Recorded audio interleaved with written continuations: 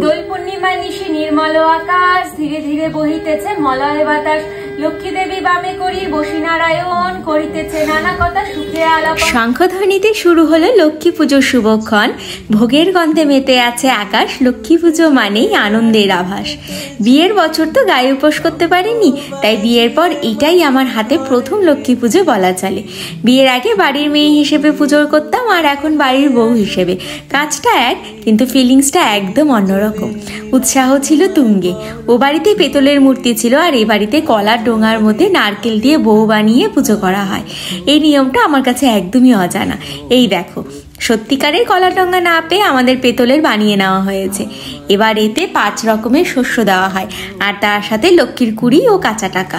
আর নারকেলটাকে এইভাবে ছুলে বইয়ের মতন শাড়ি পরিয়ে কাজল দিয়ে মা লক্ষ্মী হিসেবে প্রতিষ্ঠা করা হলো। ওদিকে মা জোগাড় করছে, আর আমি পায়েস বানানোর জন্য দুধ বসিয়ে দিয়েছি। আমাদের গপুকে মা রোজ নিজে হাতে মালা গেঁথে পরায়, তাই লক্ষ্মী ঠাকুরকেও এভাবেই পরানো হলো। ছোটবেলায় কত মালা গাঁথতাম, আর এখন এনার্জিও নেই, তেমন সময়ও নেই।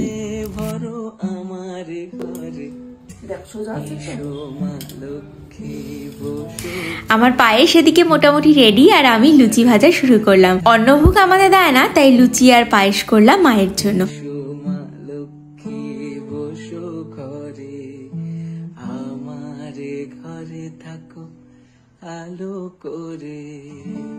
এই দেখো, ফুলকো ফুলকো লুচি, লুচি রুটি এগুলো যখন ফোলে আমার কি ভীষণ যে আনন্দ হয় জানো।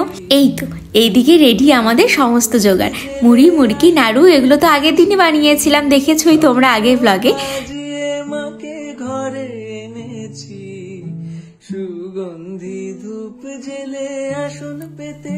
পুরোহিত চলে আসার আগে যাই আমিও রেডি হইনি। দেখো, পায়ে আলতা পরেছি আজ আমি। আমার খুব ভালো লাগে আলতা পরতে, কিন্তু এখনকার আলতাগুলো ভালো হয় না, তেমন পা ফেটে যায়, তাই খুব একটা পরি না।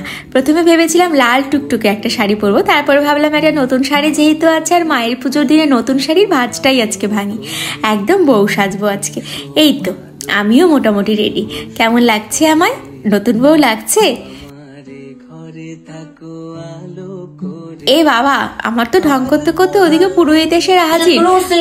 শ্রী সত্যনারায়ণ নমো নমঃ। ওম ব্রাহ্মণ দেবায় ব্রাহ্মণ নিকায় চ।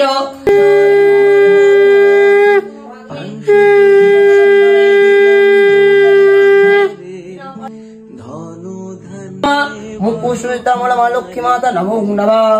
ওম ইহা বচ্চা বেদ পঞ্চমী মা লক্ষ্মী